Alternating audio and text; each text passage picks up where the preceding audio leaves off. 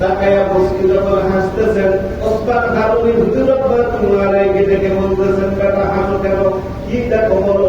বলে হুজুর আমি এক সপ্তাহ ওয়াজিফা করার বদৌলতে আমি আগে তাকাইলে নীল আসমান দেখতাম, এখন আমি আল্লাহ এই এক সপ্তাহ ওয়াজিফার বেনিফিট, এই এক সপ্তাহ ওয়াজিফা আমল করার কারণে আমি এখন 7 তবক আসমান শুধু নয়, সিদরাতুল মুনতাহা থেকে 70,000 নূরের পর্দা, এক পর্দা থেকে আরেক পর্দার দূরত্ব 70,000 বছরের পথ, এই পথ পার করে আল্লাহ পাকের আরশে মহল্লা আমি এই 7 দিন ওয়াজিফার বিনিময়ে আমি আল্লাহ পাকের আরশে মহল্লা পর্যন্ত দেখতে পাচ্ছি।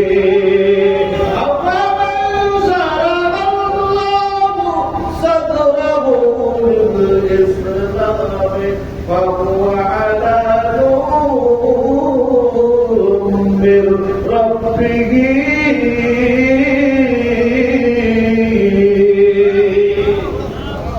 আল্লাহ যখন কোন বান্দার সিনাকে উন্মুক্ত করে দেন, আল্লাহ পাক যখন কোন বান্দাকে কবুল করেন, আল্লাহ পাক যখন বান্দাকে নিজের ওলিদের তালিকার মধ্যে নিয়ে নেন, আল্লাহ রাব্বুল আলামিন তখন তার সিনাকে প্রশস্ত করে দেন, তখন সে এই চোখ দিয়ে আর দেখে না, ফাহুয়া আলা নূরিন মিন রাব্বিহি, তখন সে আল্লাহ পাকের কুদরতি নূর দ্বারা দেখে।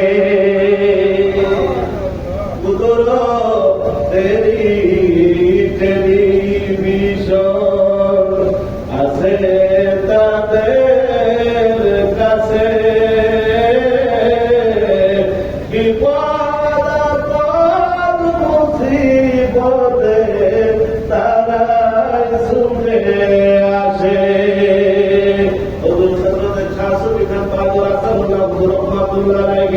সন্ধ্যা থেকে অনেক মানুষকে তারা সম্পর্কে আপনারা শুনেছেন, আমি আপনাদেরকে এই লাইনের একজন আশেকার অভিব্যক্তির উপর দিয়ে কথা বলতে চাই। উনি অনেক সময় অনেক পরিবারের বিপদের দিনে দেখেছেন, উনি তার সামনে হাজির হয়ে গেছেন। আল্লাহ রাব্বুল আলামিন এর দলিল জানায় দিয়েছেন, রব্বির রাব্বি আমরা এতে টাইমে একই মানুষকে আল্লাহ পাক বিভিন্ন জায়গার মধ্যে হাজির হওয়ার তৌফিক ক্ষমতা দিয়েছেন। আমার ভাইরা, হযরতে আলী রাদিয়াল্লাহু আনহু, হযরতে ওমর ফারুক রাদিয়াল্লাহু তাআলা তখন খলিফাতুল মুসলিমিন, ওমর ফারুক রাদিয়াল্লাহু তাআলা তখন মুসলমানদের খলিফা, তিনি খলিফাতুল মুসলিমিন।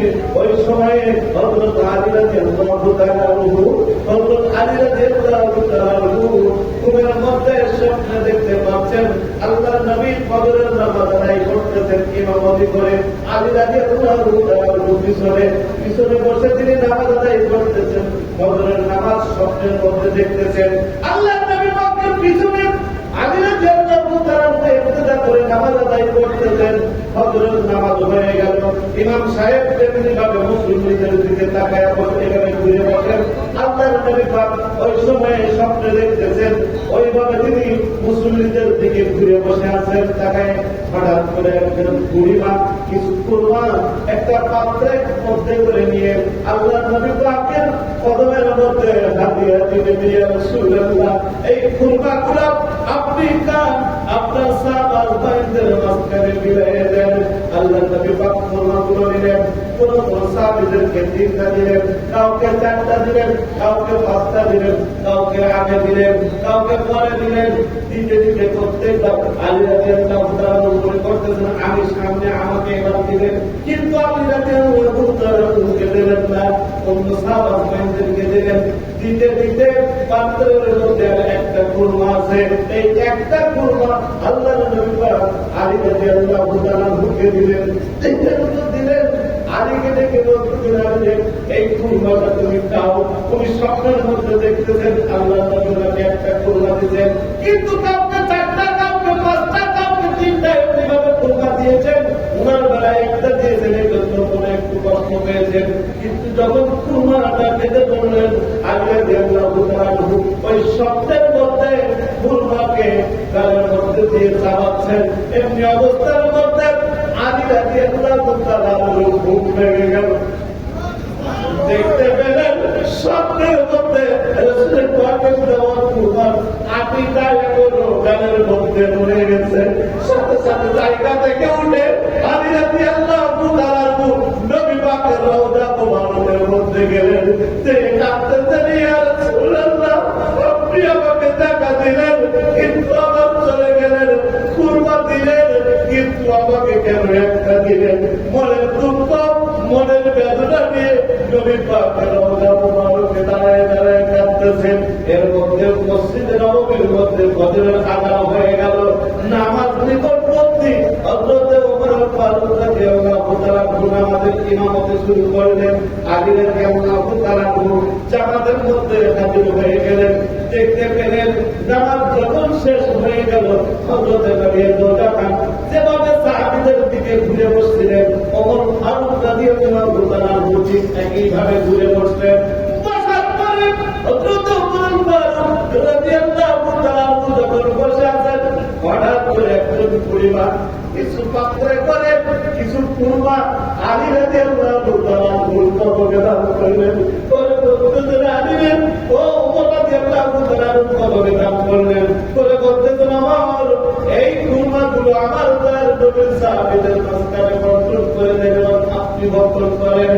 আলী রাদিয়াল্লাহু তাআলা বসে আছেন, হযরত ওমর ফারুক রাদিয়াল্লাহু তাআলা বসে কুরমাগুলো নিলেন। নিয়ে কারো জন্য 3টা দিচ্ছেন, কাউকে 10টা দিচ্ছেন, কাউকে 2টা দিচ্ছেন। আলী রাদিয়াল্লাহু তাআলা বারবার হাত তুলতেছেন, মনে করতেছেন এবার আমাকে দেবেন কিন্তু ওনাকে দিবেন না।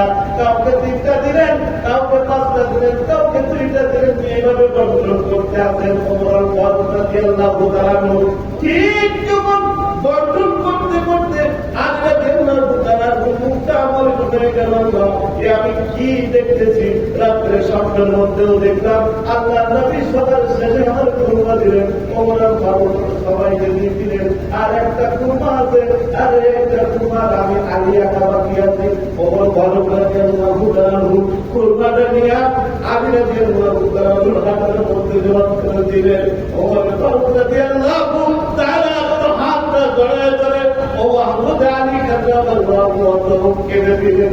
কাঁদতে কাঁদতে বলতেছেন, ভাই ওমর রে, ভাই ওমর, তুমি তো ইচ্ছা করলে আমাকে একের অধিক কুরমা দিতে পারতা। তুমি তো ইচ্ছা করলে 2টা 3টা কুরমা দিতে পারতা। তুমি ইচ্ছা করলে আমাকে সবার আগে দিতে পারতা। তুমি ইচ্ছা করলে আমাকে মাঝখানে দিতে পারতা। কিন্তু তুমি সবার আগেও দিলে না, মাঝেও দিলে না, দিলা তো দিলা সবার শেষে। কিন্তু কাউকে 3টা, কাউকে 5টা, কাউকে 4টা দিলা। আমার বেলায় তুমি একটা কেন দিলা? হযরত ওমর ফারুক রাদিয়াল্লাহু তাআলা আলী রাদিয়াল্লাহু তাআলার হাতটা নিয়ে বুকের মধ্যে দিয়ে বলতেছেন, ভাই আলী রে, দুঃখ দিও না। গত রাত্রের স্বপ্নের মধ্যে আল্লাহ নবী তোমাকে যদি আগে দিত, আমি তোমার আগে দিতাম। আল্লাহ নবী যদি তোমাকে একের অধিক দিত, আমি তোমাকে আরো একের অধিক কুরমা দিতাম।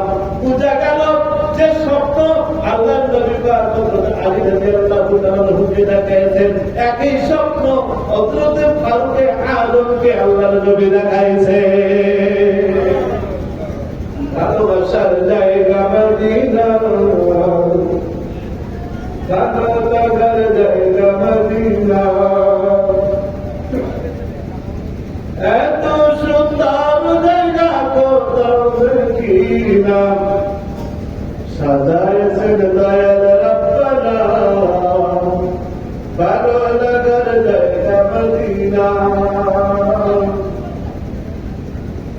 দোষ করে আল্লাহুম্মা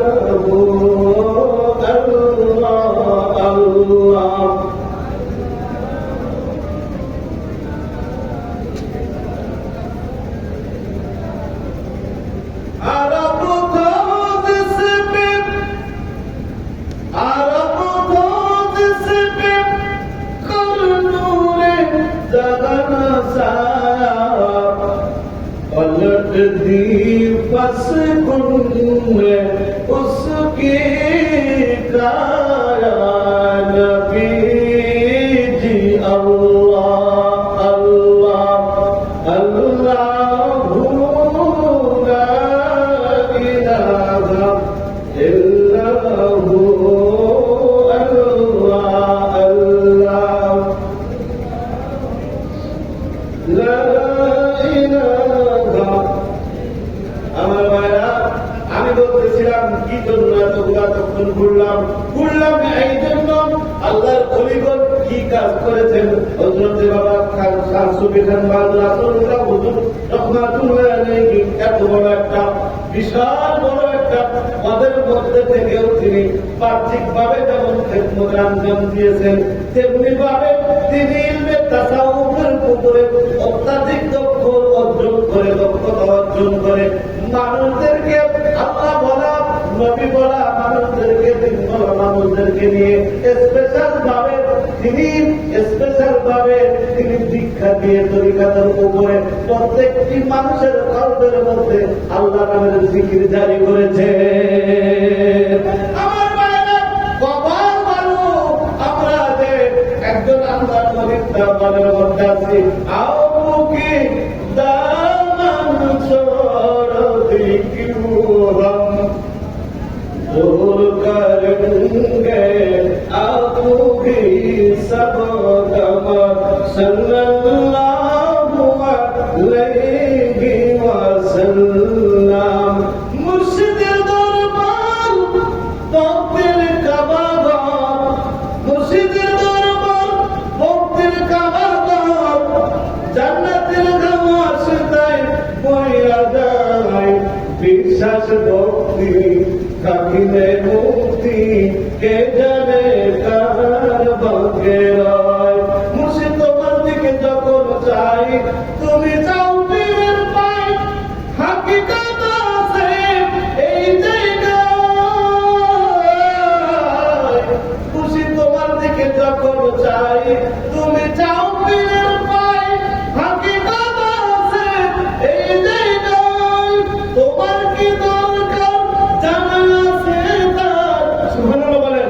তোমার কি দরকার জানা আছে তার, ধৈর্য ধরো তার হুকুমের আশায়। বিশ্বাস ভক্তি থাকিলে মুক্তি কে জানে কার ভাগ্যে রয়। ভাইরা আমার, ওলি আল্লাহর দরবারের মধ্যে কেউ আসে, কেউ এসে দেখে একরকম, এক একজনের দৃষ্টি এক এক রকম। যে যেমন দেখে, যে যেমনি ভাবে দেখে সে সেরকম ভাবে বরকত পায়। যার দৃষ্টি যেমন সে সেরকম নিয়ে এখান থেকে ফেরে, কিন্তু ওলি আল্লাহর দরবার থেকে একবারে মাহরুম হয়ে কেউ ফেরে না। আমার ভাইরা, লম্বা কথা, অনেক বড় কথার মধ্যে আমি ঢুকে পড়েছি। ভাইরা আমার, ওলি আল্লাহদের ক্ষমতা দিয়েছেন কে? বলুন কে? ওলি আল্লাহদের ক্ষমতার কথা কি বলবো? বাগদাদুল আসরারের মধ্যে ঘটনাটা চলে আসে। হযরতে হুজুর হযরতে মহিউদ্দিন আব্দুল কাদের জিলানী হাসানী হুসাইনের বয়স তখন মাত্র 3 থেকে 3.5 বছর। 3.5 বছরের বাচ্চা। ওনার আব্বা জান হযরত সাইয়্যিদুনা আবু সালেহ জঙ্গি মুসা হুজুর রাহমাতুল্লাহ আলাইহি কুফা জামে মসজিদের মধ্যে তিনি চলে যাচ্ছেন ইমামতি করতে। শুক্রবার 3.5 বছরের বাচ্চা দেখে বলতেছেন, আব্বা জান আমি একটু আপনার সাথে নামাজ আদায় করতে যাব, জুমার নামাজ। আবু সালেহ জঙ্গি মুসা হুজুর ডেকে বলতেছেন, ভাই ছোট্ট মানুষ, তুমি যে দুষ্টামি করো তোমাকে যাওয়া যাবে, নিয়ে যাওয়া যাবে না। ভিতর থেকে ওনার আব্বা জান উম্মুল ওয়ালা ডেকে বলতেছেন, আমার উম্মুল খালুদের ফাতেমা। তিনি ডেকে বলতেছেন, আবু খায়ের হযরত ফাতেমা ডেকে বলতেছেন, আবু সালেহ জঙ্গি মুসা স্বামীজি, আমার আব্দুল কাদের দুষ্টামিকে তিনি জানাই না। বয়স কত বললাম? 3.5 বছরের বাচ্চা। শেষে সাথে করে নিলেন। সাথে করে নিয়ে আবু সালেহ জঙ্গি মুসা হুজুর রাহমাতুল্লাহ আলাইহি মসজিদের মধ্যে ঢুকলেন। গেটের মুখে 3.5 বছরের বাচ্চাকে বসে বলতেছেন, বাবা এইখানে বসো, কোনো দুষ্টামি করো না, জ্বালাতন করো না, মমতার আমি তাড়াতাড়ি নামাজ পড়ে তোমাকে নিয়ে বাড়ির পথে রওনা দেবো। হযরতে আবু সালেহ জঙ্গি মুসা হুজুর মসজিদের মধ্যে গেলেন, জুমার নামাজ আদায় করলেন। জুমার নামাজ আদায়ের পরে দেখতে পেলেন কিছু জুতা উপরের সিঁড়ির মধ্যে সুন্দর করে সাজানো, আর কিছু জুতা ওই তুলে ফেলায় দেওয়া। এখন মুসল্লিরা যাদের জুতা ফেলায় দিয়েছে, সব জায়গায় সব ধরনের মুসল্লি ভাই বাবাদের থাকে। কিছু মুসল্লি ডেকে বলতেছে না এখান থেকে করলো, একজন বলতেছে হুজুরের ছেলে করেছে, তখন আরেকজন বলো আসলে হুজুর তো ছেলে তো ব্যর্থ পাইনি। আবু সালেহ জঙ্গি মুসা হুজুর বাইরে করেন, যখন হুজুরের ছেলে কাজ করেছে প্রমাণ হলো, বলি মাথাটা নিচু করে শুধু আব্দুল কাদের জিলানীর বয়স কত বলল 3 থেকে 3.5 বছর। ওনার হাতটা ধরে বলতে বাবা তোমাকে না নিষেধ করেছিলাম বদনামি করো না, দুষ্টামি করো না, তুমি জুতা কেন বানাই দিলা? কোনো উত্তর নাই। পরের জুমার দিন তোমাকে আর কিন্তু নিয়ে আর আনা যাবে না, কখনো তুমি আর একটু বড় না হওয়া পর্যন্ত। কিন্তু আল্লাহ পাকের কি কারিশমা দেখেন, হযরতে খাজা হযরতে পীরে পীর দস্তগীর মাহবুবে সুবহানী কুতুবের পানি হযরত শাইখ মেহমুদ্দিন আব্দুল কাদের জিলানী অন্যদিন জুমা নামাজ ওনার আব্বা পাই ওখানে 12টায়, উনি আজকে পরবর্তী জুমার দিনে এই 1 সপ্তাহের মধ্যে এ বিষয়ে কোনো কথা বলে আপনার সাথে বলেন নাই। আর 1 সপ্তাহ পরে ঠিক 11:30টার সময় উনি সেই বলে বলতেছেন আপনার চলেন আমি জুমায় যাওয়ার জন্য রেডি। হযরত আবু সালেহ জঙ্গি মুসা হুজুর ডেকে বলতেছেন তোমাকে নেওয়া যাবে না, তুমি কত সপ্তাহে দুষ্টামি করেছো, বদনামি করেছো, জুতা ফেলেছো, তোমাকে মসজিদের মধ্যে আর নেওয়া যাবে না, তুমি এই দুষ্টামি করবা, এটা আমার জন্য বদনামের একটা বিষয় হয়ে যায়। ভিতর থেকে ওরা আপনাদের দেখে বলতেছেন আমার আব্দুল কাদের